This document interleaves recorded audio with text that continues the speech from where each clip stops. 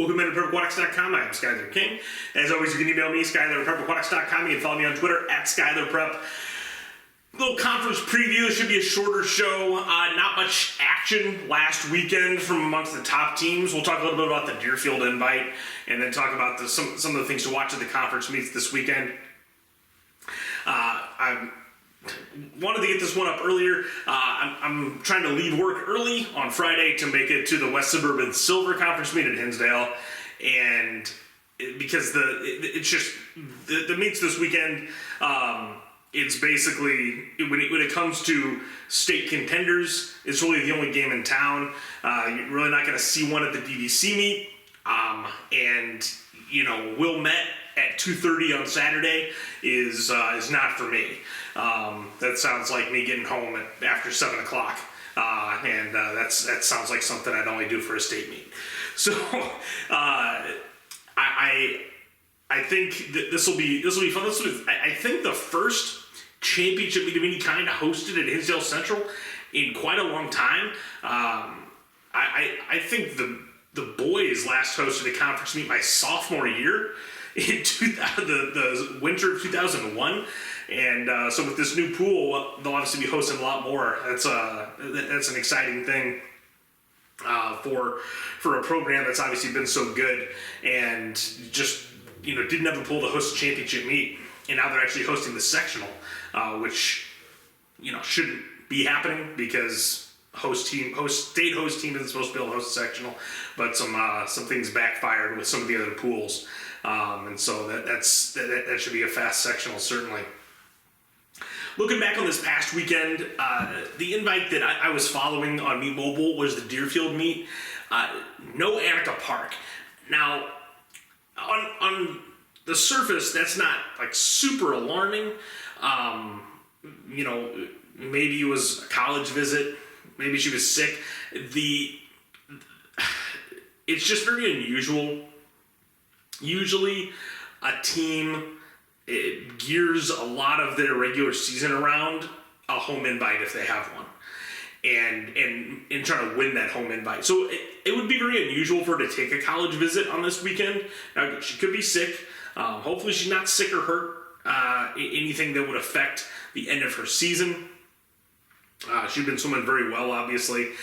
It was just unusual for her to suddenly not be there at this meet. And so hopefully we see her back in action in a couple weeks here at their conference meet. But that was really the only big takeaway. Rosary was moving around their lineup. Ren swam the 200. I think this weekend is really where we can hopefully start solidifying what people's lineups are going to look like. Obviously, certain people are going to be tapered or not, potentially based on what the sectional lineups of these teams are going to be, and so I think you can really tell a lot by watching some of these top teams. Looking mostly at Hinsdale Central and Ignatius, what kids are tapered. It could mean one of two things. Either they lost the showdown for a spot, or because they are tapered, that means they're not going for the relay that they would have otherwise needed that swimmer for. And with Hinsdale, to me, it's mostly about the depth. They're going to go for 3 relays, and so who wins the spot or not, again, you might be tapering both kids at conference as a swim-off to see who gets the spot at sectionals and state. And, Elizabeth Lehman is one that I've had my eye on basically for the last month because of what I saw her do at St. Charles. And, she popped a good 100 free time that seemed like should firmly have put her in the mix for the 400 relay. And, but as a sophomore, generally speaking, tie goes to the older girls, and so it'll be interesting to see if Elizabeth Lehman is tapered at conference tomorrow at their home pool. And that's what I would suggest everyone kind of look out for when they're at their respective conference meets, is 2 things. When it relates to the lineup, who's tapered that might be a bit of an eyebrow raiser, but also the drops. Conference is, to me, the first group that really gives you, in many cases, a general reflection of what you're going to see at state. JV invite type kids are typically not on anywhere near the same program that someone that's going to taper for the state meet is. Now, that's not 100% true, depending on how good your team is. Now, I can speak from personal experience. As a junior, I went and swam four races at the JV invite, and I was right in the middle of practicing with kids that were on a team that got second or got third place in state. And so it really depends on how good the team is, but in a lot of cases, those JV invite kids, JV conference kids were not practicing with the big group. And so you're not going to get a really great tell on how good the taper might be until you get to that group at sophomore conference and upperclassmen that are tapering for varsity conference that then will be replaced in the sectional lineup with someone else. And there's two things that you take away from it. One, if you see big drops, you can predict big drops for those state kids. And also individually for the kids, obviously, most importantly, just for that kid individually, it's great to see them go a good time. But the importance of the confidence that it gives to those kids that are yet to taper, I really don't think you can measure. That is because even if you have a tradition of constantly doing well at the end of the year, there's always nerves. But the nerves do, I think, get alleviated as you see your teammates that you've been going to war with every morning and every afternoon for the last 3 months, popping good times and seeing their hard work pay off, because then you know, all right, that's going to be me in a week, or that's going to be me in 2 weeks, whatever it is. And it just boosts the level of excitement even more and makes you look forward to those last couple weeks of practice and that ultimate taper. And so it's an exciting time.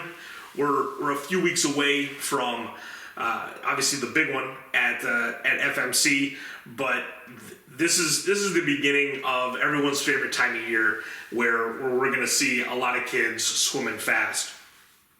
I don't think there's going to be that much drama at a lot of these conference meets. I think Hinsdale should pretty easily win conference. They're obviously in a lot of races just a tick better than LT. Now their third person may not always be better than LT's. That ultimately could swing things, and that's the interesting storyline to watch in a lot of these meets. I think Ignatius is probably going to run away and hide with the Metro Catholic. The DVC meet is the one that's the big wild card because there's no super dominant teams. If you made me put my money on somebody, I'd put it on Nequa. But I wouldn't be shocked if you told me the Naperville Central won conference. And then in the as I'm blanking, Duquesne hasn't been a conference for long enough. I was about to just call it the St. Charles Conference. St. Charles North should dominate that meet, and that is a meet that I think, and a team that I think it bears watching in terms of what lineups might look like. Because if certain kids taper, then you know that other people got a spot potentially on a relay or individually for the sectional.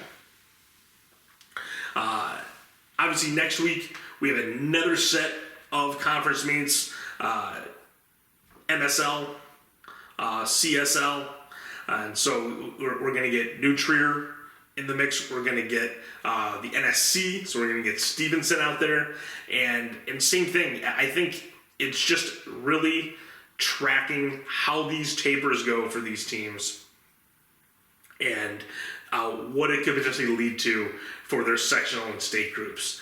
But the lineups really could be defined in a big way. The interesting thing between these 2 weekends is next weekend, those schools have an extra spot at their conference meets. They go 3 deep individually and 2 relays. And so you could obviously see a lot more potential swim-offs or some more obvious kids that are the third person and they're tapered and the second person isn't. And that's how you know that that person is getting that spot. Or, potentially if they're moving around events and you see 2 IMers taper and no 200 freestylers taper, that should tell you that one of those 200 freestylers is moving to the IM. This weekend, you're not going to see that as much because there are only 2 spots and 1 relay, but even though you have multiple levels, a lot of the JV conference meets do take place this weekend for those conferences that are going next weekend. And so just about everyone should be in action one way or another this week. And yeah, everyone should just look forward to seeing some great times and hopefully some competitive meets. Nothing's better than just seeing a bunch of big time drops, but then also a meet that's coming down to the 400 relay. That's a perfect conference meet to me. I'm a believer that you should take pride in winning conference, and I couldn't care less if you win your sectional. Sectional is strictly about getting to state. Conference is the meet that I want to win for bragging rights. And then obviously you want to win state, but there can only be 1 state winner. I think there is something to be said for that regional pride of winning your conference. And, I think more than a sectional, because so many teams shave and taper everybody for a sectional just to get them there.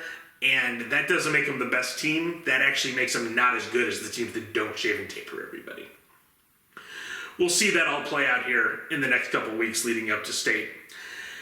As always, you can email me, SkylerPrepAquatics.com. You can follow me on Twitter @SkylerPrep, and we'll see you out there at Hinsdale on Friday for those of you going to the West Suburban Silver Meet. Otherwise, good luck to everyone that is tapering, and for those of you those seniors that are tapering, congratulations on a great career, and hopefully you have a great time this weekend with your teammates.